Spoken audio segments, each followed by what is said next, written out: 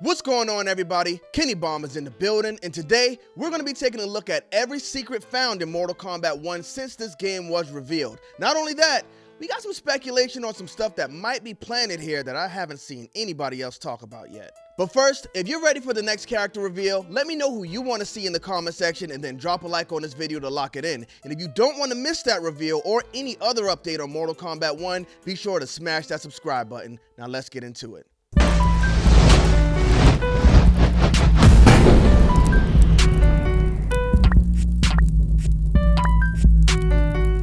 Run, boy, they coming now. Alright, before we get into the first hidden character, one thing that is important to note is this game is Mortal Kombat 1, but it's not taking place back in the day. This game is modern day. We got hints of that in the first trailer where we saw the satellite dishes on top of the house. We saw those air conditioners in the building, and right here we see a flat screen TV conveniently placed right here in the tea house. So this game is modern day. Even though we're going back to Mortal Kombat 1, we didn't necessarily go back in time. Now here's where we actually see the first character reveal. Unfortunately, Kung Lao's beating on my boy Sub-Zero right now. It's a bad look. Now if we look right here on this wall, we see Su Hao. Now, Su Hao making a cameo appearance, but is this only a cameo appearance? Not actually a cameo appearance. I'll show you what I mean when I say that. So for some parts of this video, we are going to be coming to my favorite stage in Mortal Kombat history to break things down. Welcome to the Deadpool. Now, first up, on this pillar in the tea house, we can see this maybe wanted poster from Su Hao. Maybe he's missing. I don't know. We're going to talk more about that in a minute. But we also see Kano here. This looks like Kano from Mortal Kombat 1, and this is Kano from Mortal Kombat 11. So I'm hoping they don't do that big time jump thing again where we see characters from Mortal Kombat 11 coming into Mortal Kombat 1. If we're in a new timeline, hopefully we stay in this new timeline and we don't see characters from other timelines jumping in. I think we just need to stop the time travel right now. Also on this wall, we see Uso Scorpion from Mortal Kombat 11, and I can't make out who that is. You know what? If this is a shot directly from Mortal Kombat 11, I don't remember. It was 2019. Let's get to that. So let's get back to Su Hao because he is the big subject here. This is not the first time we saw Su Hao in this way.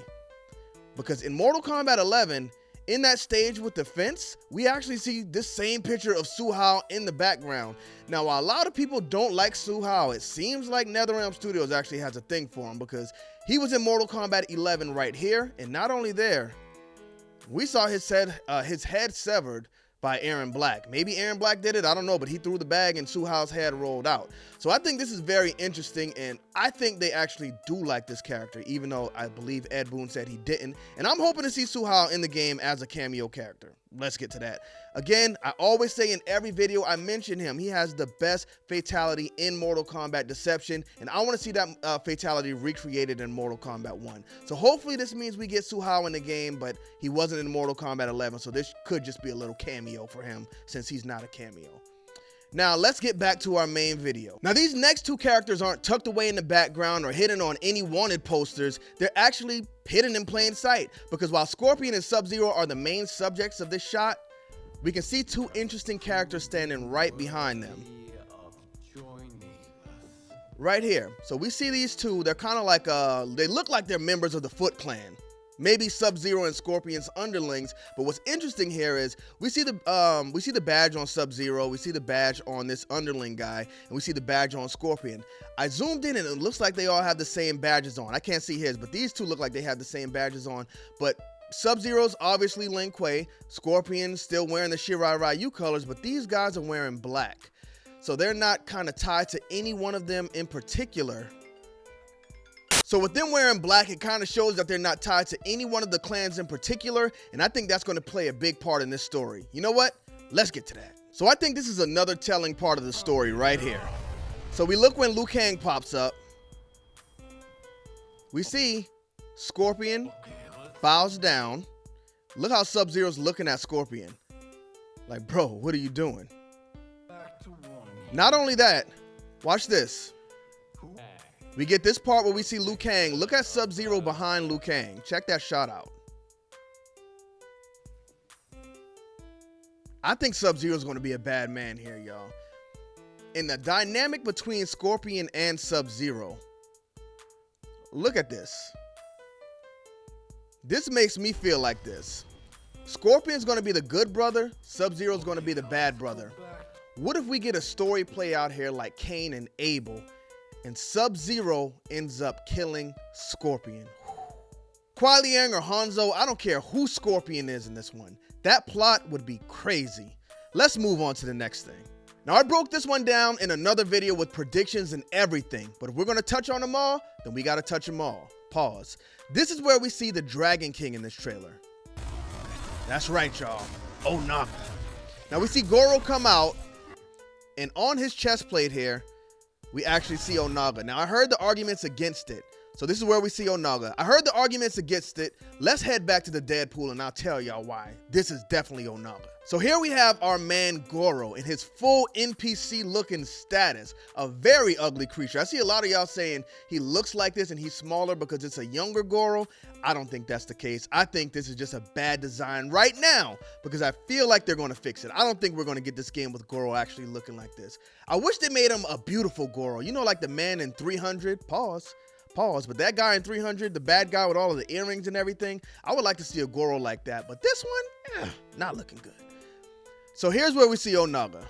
Right there, smacked in the middle of his chest.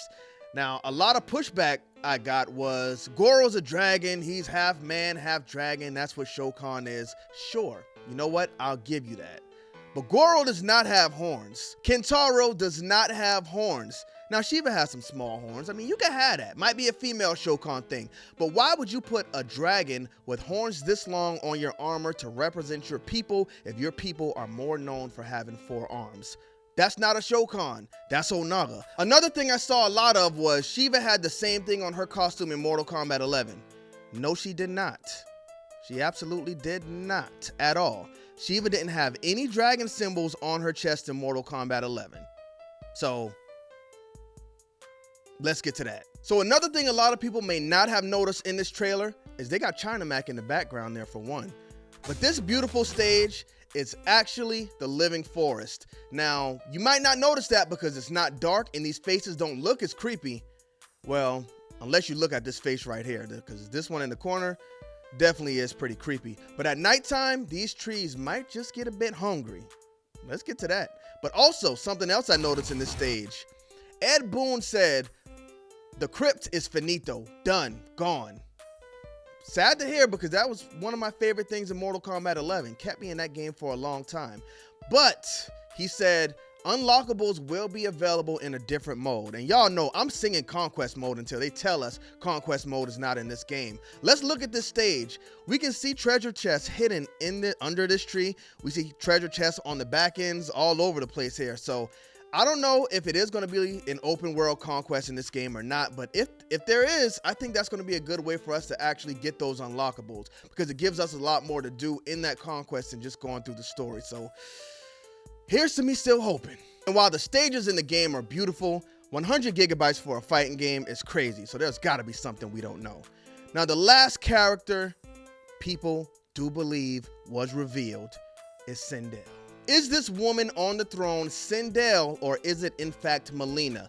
We can see everything is centered around Mileena's colors, but if you look at that hair, I definitely see some gray in there. I see some gray in there, and I don't see a veil across the face. So I absolutely do think this is Sindel, but is she playable or will she just be an NPC? I can't give you the answer to that, but hopefully we find out soon because she was bad in Mortal Kombat 11. Thank y'all for tuning into this video. Don't forget to drop a like. Let me know what you think about these things in the comment section and smash that subscribe button if you haven't already. Bomb Squad, let's get to that.